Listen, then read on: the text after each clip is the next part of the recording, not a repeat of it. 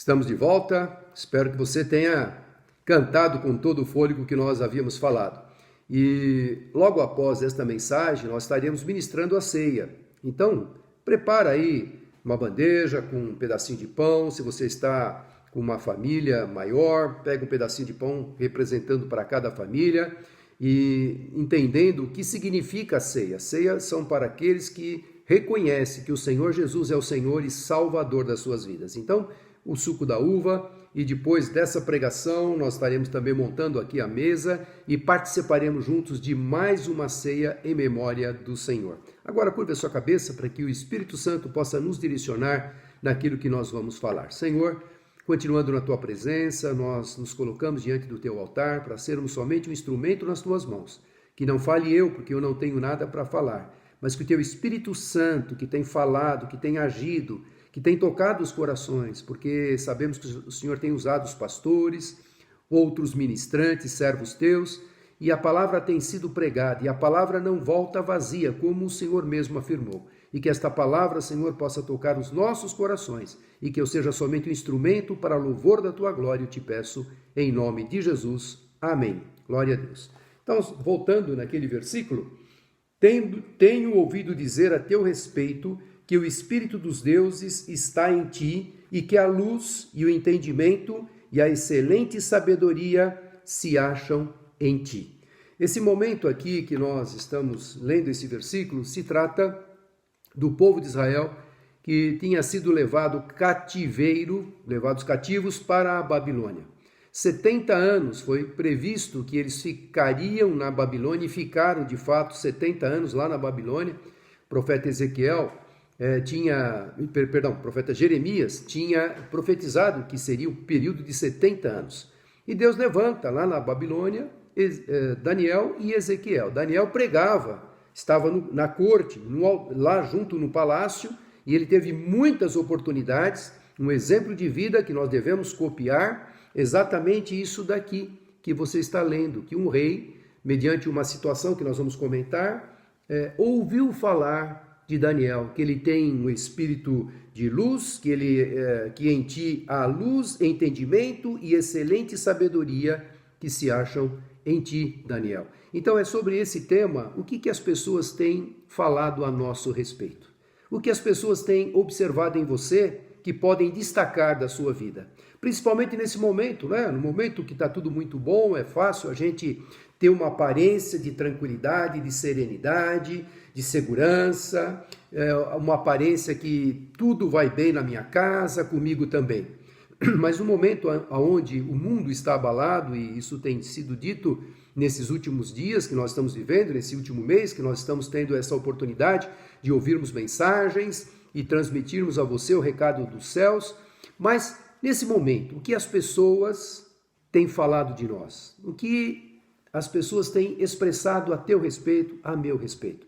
E é sobre isso que nós queremos falar. Daniel, que estava lá, um cativo, um escravo, jovem ainda, foi levado da Babilônia de Jerusalém para a Babilônia, e ele já passou aqui alguns anos da sua vida, e agora, no finalzinho, quase que no finalzinho dos 70 anos ele ficou lá, mais de 70 anos, ele permaneceu ainda sobre o reinado dos medos e persas, mas 70 anos agora estavam se concluindo quando esse rei Belsazar, neto de Nabucodonosor foi aquele rei que determinou que Jerusalém fosse sitiada e que os cativos, a primeira deportação dos nobres, aonde Daniel e seus 3 amigos foram levados para a Babilônia.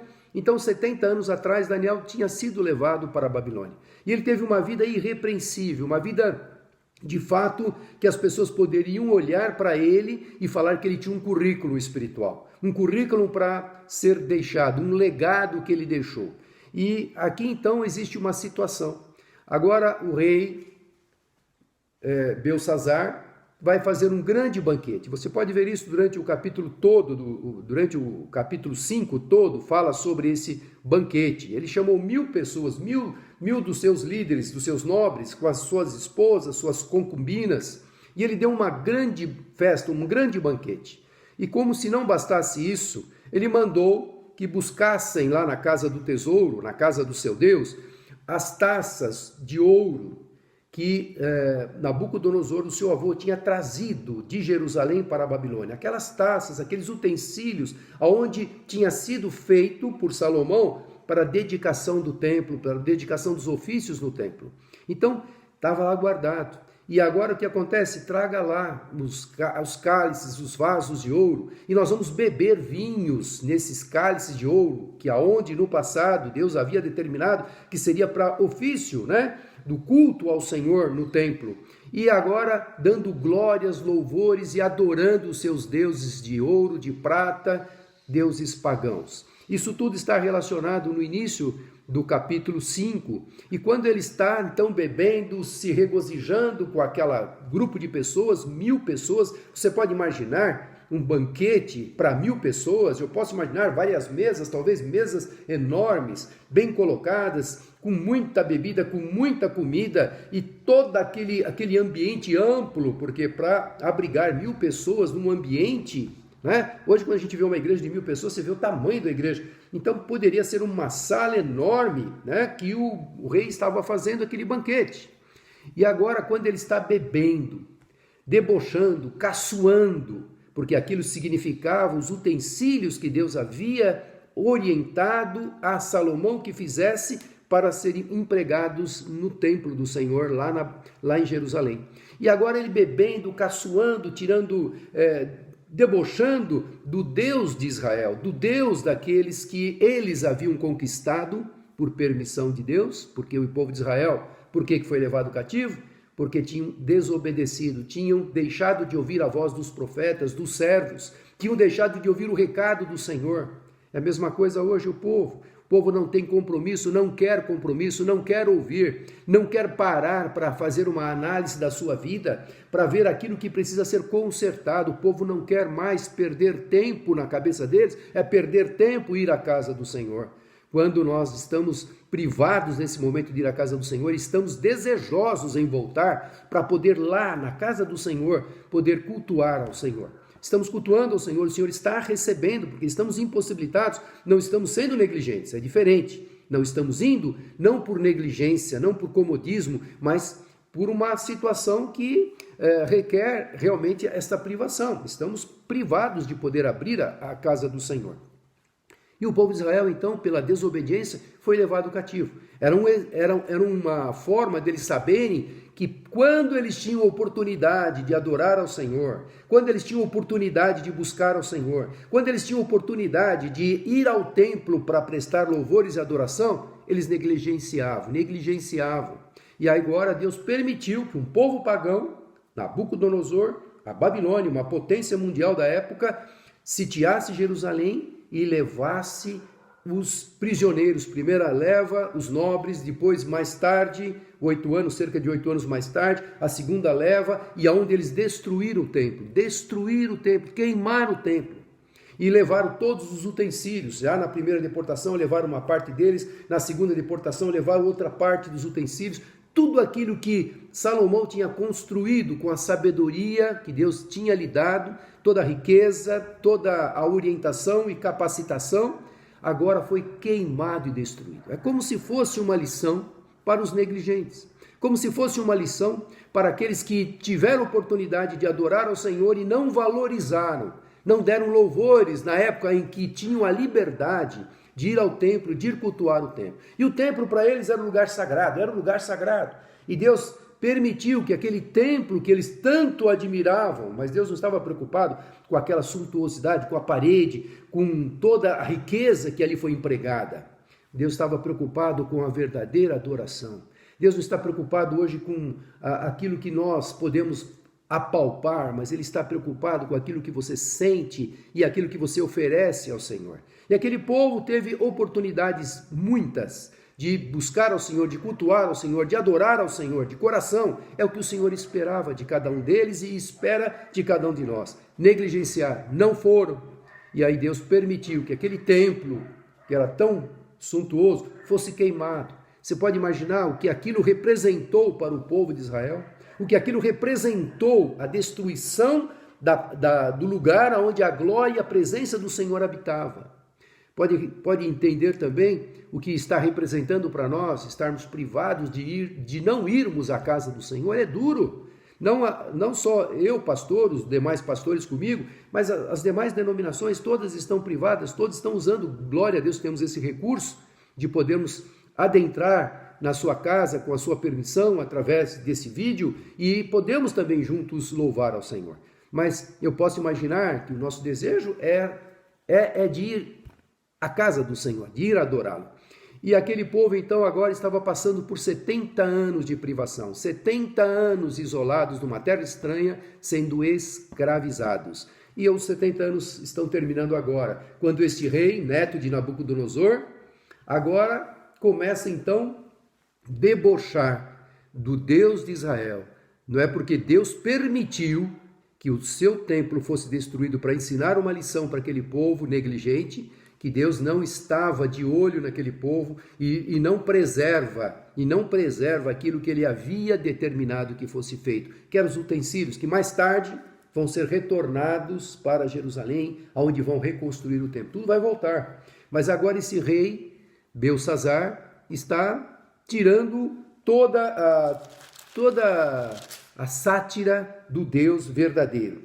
Então esse Belsassar aqui, ele tomando esse banquete, tomando os vinhos, debochando, e nesse exato momento, e a Bíblia fala lá no versículo 5 do capítulo 5, e na mesma hora apareceram uns dedos de mão de homem e escreviam defronte do castiçal na estucada parede do palácio real, e o rei via a parte da mão que estava escrevendo. Hoje de manhã o Marcos falou o logo. Deus é um Deus de logo, Deus presente, Deus imediato. E o Deus continua. No passado era e é hoje também.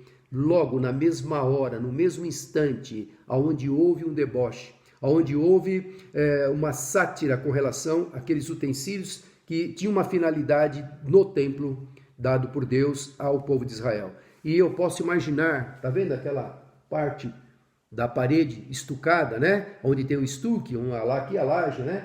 E ali, digamos, o pé direito daquele palácio devia ser enorme para abrigar, né? Não podia ser alguma coisa baixa, porque senão ficaria um ambiente sufocado. Devia ser um pé direito bem alto, um palácio, uma sala enorme. A Bíblia aqui não relata, mas a gente pode imaginar para caber mil pessoas, né? Entre mulheres, esposas, concubinas, os líderes, aquelas mesas feitas prontas, né, bem servidas, e lá em cima, então, quando o rei está bebendo, você pode imaginar comigo essa cena?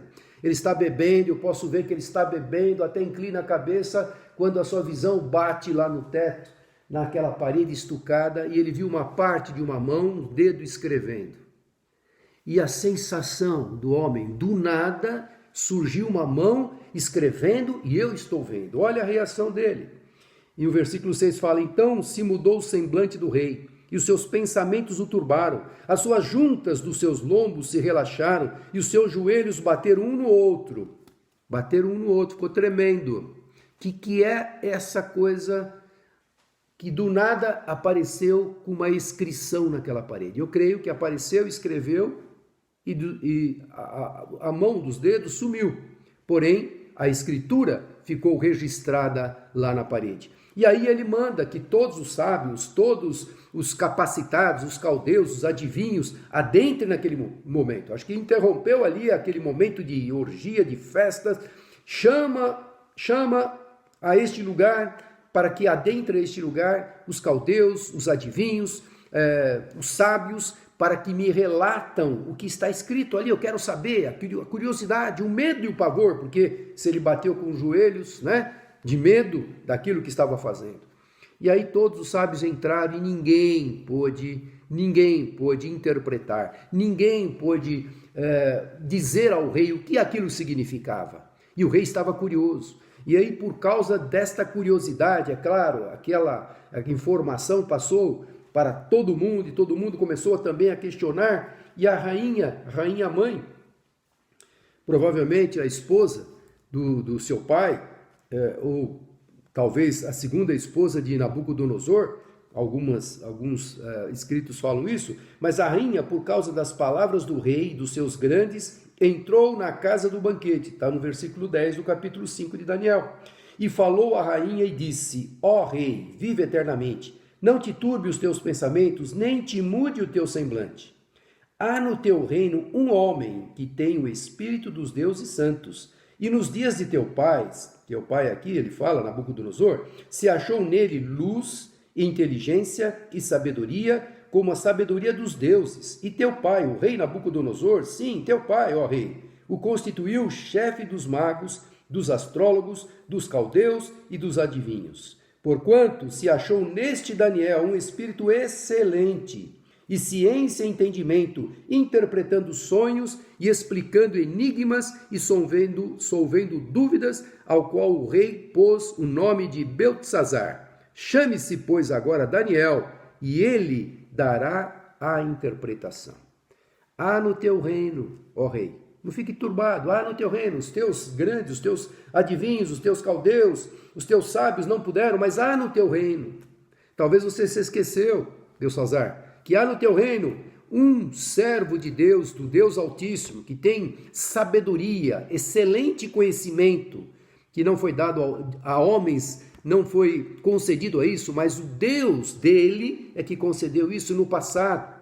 E o seu pai, o seu avô, né, quando ele fala seu pai, mas aqui é o seu avô, normalmente se fala pai Abraão, pai o Davi, sempre mencionando o pai, mas no caso aqui era o avô, era a terceira geração dele já, e o seu pai o constituiu como chefe de todos os magos, porque havia nele o espírito dos deuses, era do nosso Deus poderoso, que dava sabedoria e interpretação dos sonhos, das visões que os reis tinham. Ele era o profeta de Deus naquele momento de privação do povo ir até a casa do Senhor, mas Deus levantou um profeta lá na corte para revelar coisas. E como Deus revelou a Nabucodonosor o futuro da humanidade, as futuras gerações, após a Babilônia, os Medos e Persas, a Grécia, o Império Romano e até as coisas futuras que irão acontecer ainda lá na grande tribulação, Deus revelou a Nabucodonosor. Mostrou em sonho, mas revelou ao seu servo, Daniel. Então, Daniel foi muito usado por Deus nesses 70 anos para realmente mostrar o poder de Deus através de uma pessoa justa e fiel. O que estavam falando de Daniel? O que estão falando de nós? Será que nós temos também a sabedoria do Senhor para tomarmos decisões? Para nesse momento de dificuldade, de muitas vezes as pessoas estão apavoradas, muitos pedidos de oração você tem recebido, no WhatsApp tem sido transmitido, e a gente vê a preocupação, o pavor, o medo, a tensão que existe no ar por causa desse vírus e por tudo mais o que está acontecendo. Eu já perdi colegas, já morreram colegas meus, até de infância. Essa semana mesmo perdemos uma colega, uma senhora que quando eu era garoto, a gente conhecia, ela cantava no coral, e agora a filha dela está com coronavírus, o seu marido são amigos meus. Então a gente tem orado, tem intercedido, tem pastores amigos meus que estão também internados. Então é o momento de a gente se unir em oração. Mas o que as pessoas têm falado de nós? O que temos ouvido o que têm ouvido a nosso respeito? O que as pessoas têm ouvido a nosso respeito? Será que a gente tem um Espírito excelente dado por Deus, que é o Espírito Santo, que te dá uma palavra de autoridade, de ousadia, porque a nossa vida está nas mãos do Senhor? Quando te pede uma oração, você tem uma palavra de autoridade, de ousadia para falar, para aconselhar. Você tem uma palavra do Senhor para orar e interceder por alguém. Ah, mas pastor, eu também estou passando por luta. Nós estamos passando por luta também. Mas nós temos do Senhor a força para continuarmos e prevalecermos nesse momento de pandemia e outras dificuldades que certamente poderão surgir e surgirão, porque a palavra está se cumprindo. Então, tinha ouvido falar de Daniel, que ele deixou um legado por 70 anos, ele foi um grande exemplo. E aí, dando sequência nisso, o que me chama muito a atenção, de fato, que homem abençoado foi Daniel. E aí no versículo 16, eu, porém, tenho ouvido dizer de ti que podes dar, Beltesazar falando para Daniel, eu, porém, tenho ouvido de ti que podes dar interpretações e solver dúvidas. Agora, se puderes ler esta escritura e fazer-me saber a sua interpretação, serás vestido de púrpura, vestidos reais, e terás cadeia, uma corrente de ouro no pescoço. e no reino serás o terceiro dominador. O pai dele, Nabonido, era o primeiro na época de Belsazar, e ele era o segundo. Ele era corregente de Nabonido. Nabonido estava sendo aprisionado pelos medos e persas, e daqui a pouco os medos e persas vão estar dominando também a Babilônia. Então seria o terceiro dominador. O pai dele, Nabonido, era o primeiro, ele, Belsazar, o segundo, e quem desse a interpretação desse sonho, dessa escritura, seria o terceiro dominador. E aí ele está oferecendo tudo que ele podia de mais precioso para aquela pessoa para dar a interpretação. Estou curioso daquela escritura. E aí, ó rei, e aí Daniel vai falar. E me chama a atenção esse momento, eu já preguei sobre isso em outro momento, mas Deus me leva a esse trecho e compartilhar com você. Versículo 18 do capítulo 5 de Daniel. Ó rei, Deus o Altíssimo deu a Nabucodonosor teu pai o reino e a grandeza e a glória e a magnificência. Então ele faz agora Belsazar lembrar-se lá do começo, um tempo atrás, que o seu pai, seu avô, era um poderoso rei, Nabucodonosor. E agora ele começa a lembrar que o seu avô, um rei poderoso como você é hoje, também teve a oportunidade de conhecer esse meu Deus, o Deus dos céus, da terra, do universo, das galáxias. Ele não aproveitou a oportunidade. Então ele vai relatar o que está no capítulo 4, um capítulo antes, mas que são muitos anos antes desse momento. Ele vai relatar que ele teve uma visão e avisou o rei Nabucodonosor para se arrepender, e o rei não se arrependeu, mas a soberba, a arrogância, a presunção, o orgulho tomou conta dele, e ele vai vai ser considerado como um animal no campo. E agora Daniel vai fazer lembrar a Belsazar, o seu neto, o que aconteceu com o seu avô, porque as pessoas parecem que esquecem as consequências dos seus atos. As pessoas muitas vezes esquecem que pela sua desobediência, pelo seu pecado, elas vão colher lá na frente. Deus vai requerer conta de toda a nossa vida. O que é que as pessoas estão falando de nós? Será que estão falando coisas boas? Será que as pessoas estão vendo em nós coisas admiráveis? Ou será que as pessoas estão falando, eu não quero ser igual a ele? Porque ele se diz uma coisa e na verdade ele é outra. E Daniel, ele foi sempre aquele servo fiel a Deus. E Deus usou ele poderosamente. Mas agora é importante você, Belsazar, saber o que o seu avô passou. E aí ele começa a relatar. Eu quero acompanhar porque melhor do que tudo é a própria leitura. Capítulo 5 de Daniel e versículo 19 agora. E por causa da grandeza que lhe deu, todos os povos, nações e línguas tremiam e temiam diante dele. E quem queria matava, e quem queria dava a vida. E a quem queria engrandecia, e a quem queria abatia. Isso era o Nabucodonosor. Isso era o papel do rei. O rei tinha poder da vida e da morte. E ele está falando para Belsazar, o seu avô fez isso. Ele tinha todo o poder, todas as grandezas, os povos e línguas vinham até ele. Ele tinha poder sobre todos eles. Versículo 20. Mas quando o seu coração se exalçou, ficou soberbo, e seu espírito se endureceu em soberba, foi derribado do seu trono real e passou dele a sua glória. Quem é que dá glória ao homem? O homem pensa que ele é alguma coisa, o homem não é nada se não for permitido por Deus. E versículo 21, e foi tirado dentre os filhos dos homens, e o seu coração foi semelhante aos dos animais, e a sua morada foi com os jumentos monteses, fizeram-lhe comer erva como os bois, e pelo orvalho do céu foi molhado o seu corpo. Ele virou na sua cabeça, ele se sentia um animal. Ele ficou lá por 7 anos, pastando, comendo grama como um animal, porque ele pensava que ele era um animal, devido à sua soberba. Mas Daniel havia avisado ele 1 ano antes, coloca a tua casa em ordem. Ele teve uma visão, Deus deu a interpretação a Daniel, Daniel exortou, ele não deu crédito. E agora Daniel está lembrando o seu neto, que você está indo para o mesmo caminho.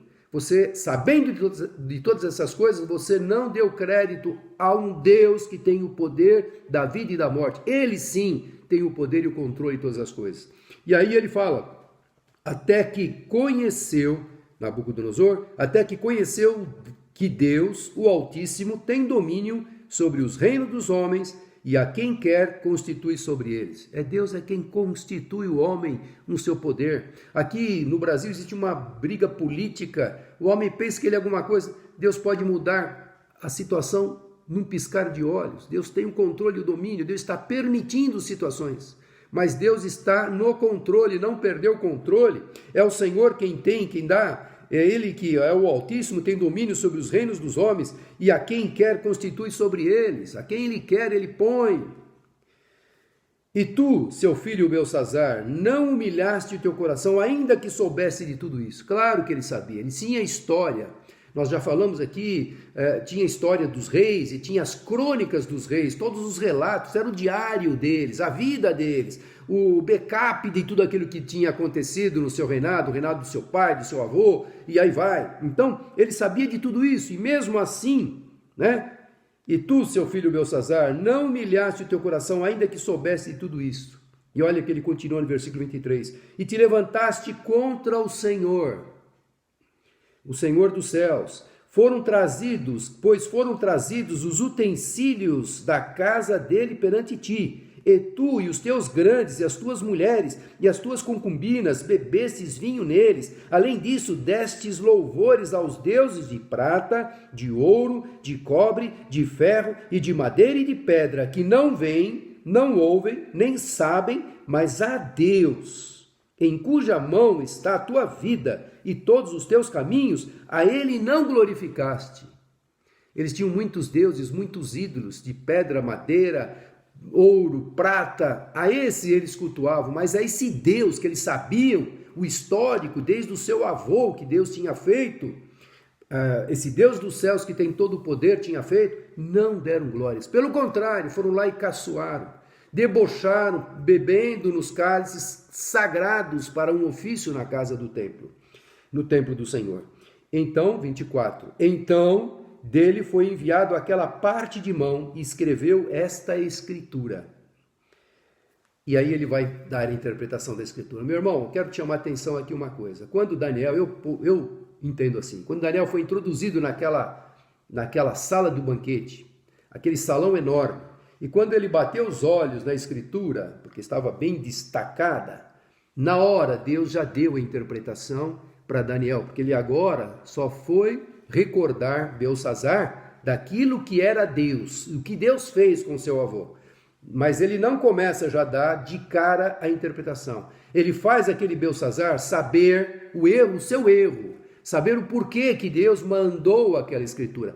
Qual é a consequência daquela escritura? Por que Deus escreveu ali algo que ele vai interpretar agora?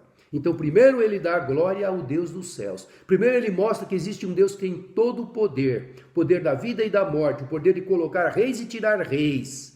E agora ele vai falar para Beltsazar, esse rei que se julga tão poderoso. Então ele fala no versículo 26, e esta é a interpretação daquela escritura.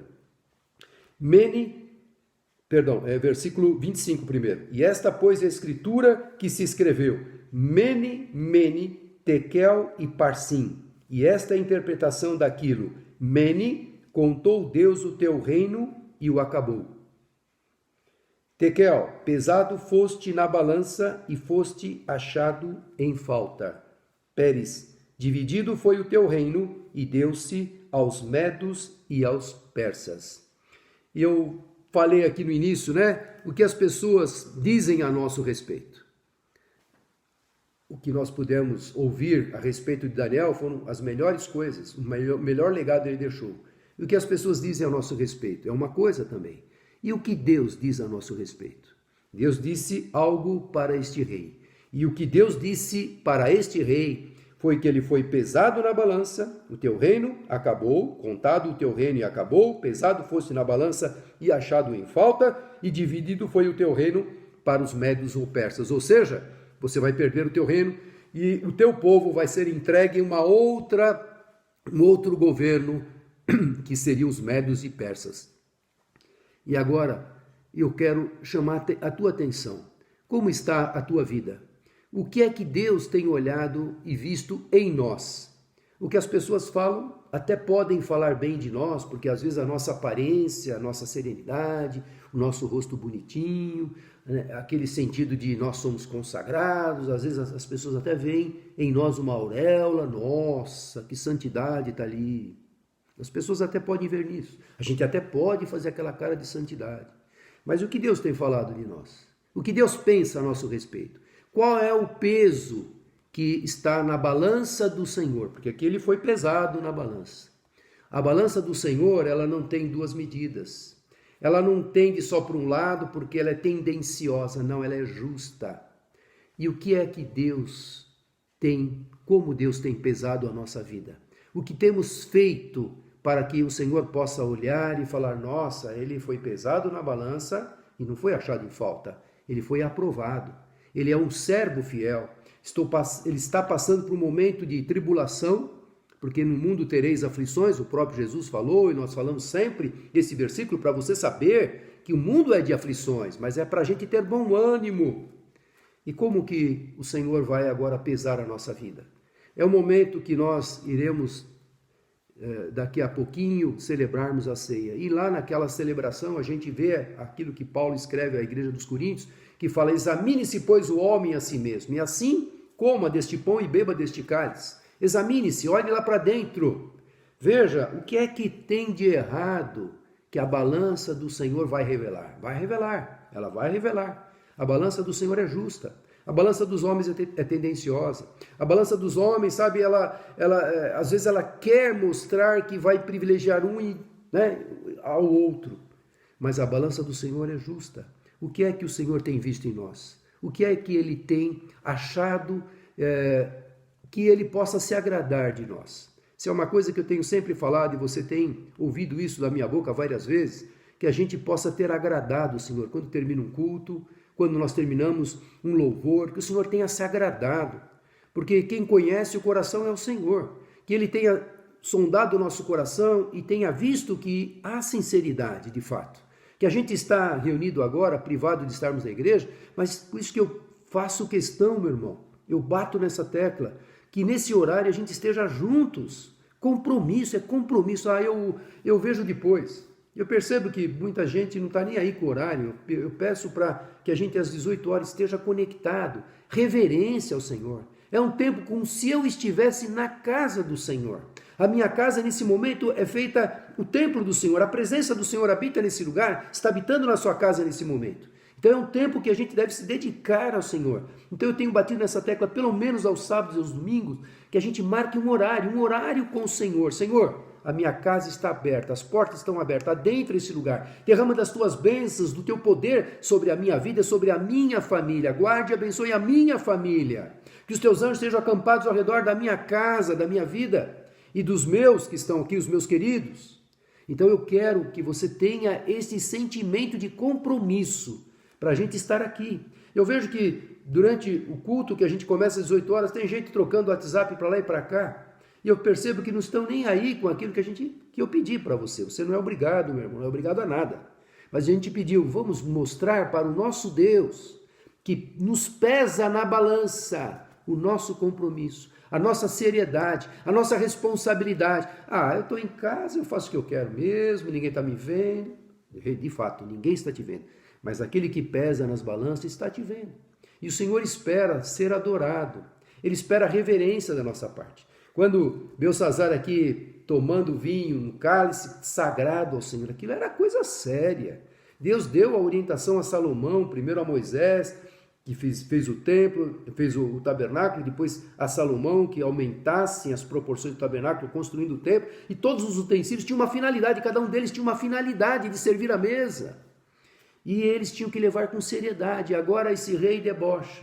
E às vezes a gente está se fazendo igualzinho. Eu assisto quando posso, quando quero. Não, é como se estivéssemos na casa do Senhor. Quer dizer, então, se eu assistir como posso, quando quero, é chegar atrasado na casa do Senhor, chegar na hora da mensagem, ou chegar no final da mensagem. Não é assim que Deus se agrada, não é assim que Ele é cultuado, não é assim que Ele espera uma adoração. Então, quando a gente pede para você a dedicação de estarmos nesse compromisso, é para glorificar ao Senhor, não é para mim que você vai estar fazendo isso, mas é para adorar ao Senhor. Então, ele foi pesado na balança, achado em falta, né? e também perdeu o reino. E terminando aqui a leitura no versículo 29, então mandou Belsazar que vestisse Daniel de púrpura e que lhe pusesse uma cadeia de ouro no pescoço, que é um cordão de ouro, e proclamasse a respeito dele que havia de ser o terceiro dominador do reino. E aí versículo 30, naquela mesma noite, imediatamente, foi morto Belsazar, rei dos caldeus. E Dario, o Medo, ocupou o reino na idade de 62 anos. Naquela mesma noite, foi achado em falta. A sua vida estava com pendências e ele não colocou em ordem estas pendências. Nós vamos assentar à mesa, eu quero que você prepare a sua mesa, em seguida estaremos voltando com a ceia do Senhor, e é o momento que é você e Deus que vai colocar a casa em ordem. Vamos colocar a casa em ordem, não sabemos quanto tempo não poderemos ir até a casa do Senhor. Mas esta casa, que é o templo do Espírito Santo, ela tem que estar em ordem, porque o Senhor pode voltar a qualquer instante, a qualquer momento, e não vai dar tempo de se colocar em ordem se estiver bagunçado a casa. Se a casa não estiver consertada, não estiver ordenada, não vai dar tempo. Não deu tempo para Belsazar acertar aquilo que ele precisava acertar. Achava que recompensando Daniel pela interpretação, ele nem se preocupou, talvez, aqui não fala, né? Bateu os joelhos quando viu a mão escrevendo, mas agora ele devia estar mais temeroso ainda, porque a sua vida está em falta. Não, a preocupação dele era presentear Daniel. Colocou o cordão de ouro e falou que ele seria o terceiro maior dominador. E Daniel, pouco importa isso, pouco importa para ele. E sim, dar o recado dos céus. Para nós, o que é importante é que o Espírito Santo fale ao seu coração, porque eu sei que ele fala. Todos nós temos algo para acertar perante o Senhor. Curva a sua cabeça por esse instante. Pai, muito obrigado, Deus, porque a Tua palavra é verdadeira, a Tua palavra é eficaz. A Tua palavra nos mostra o quanto nós precisamos acertar a nossa vida. Então, Senhor, nos perdoe por todas as nossas falhas, transgressões, negligências. Ó Deus, por tudo aquilo que temos feito que não tem Te agradado. E sabemos que está sendo pesado na Tua balança. A nossa vida está constantemente sendo avaliada pelo Senhor. Não porque o Senhor é um Deus rígido, um Deus que quer nos punir, mas o Senhor quer nos corrigir para estarmos preparados. É bem diferente a conotação. A correção é para que a gente se aperfeiçoe, para que a gente esteja preparado para aquele grande e glorioso dia da Tua volta. Portanto, nós oramos, Senhor, todos nós que estamos aqui conectados com o mesmo propósito de Te adorar. Perdoa as nossas falhas, as nossas transgressões, coloca a nossa casa em ordem, Senhor. Dá-nos sabedoria, dá-nos compromisso em estarmos firmes nos Teus caminhos nesses últimos dias que esse mundo está vivendo, ó Pai, porque a Tua volta está muito, muito próxima. Que tenhamos esta responsabilidade de sabermos que a nossa vida está sendo avaliada e nós já Te agradecemos pelo Teu grande amor, em nome de Jesus. Amém. Que Deus te abençoe, meu irmão. Fique firme, permaneça firme nos caminhos. Prepara a tua mesa agora e em seguida nós estaremos participando da ceia do Senhor. Até breve.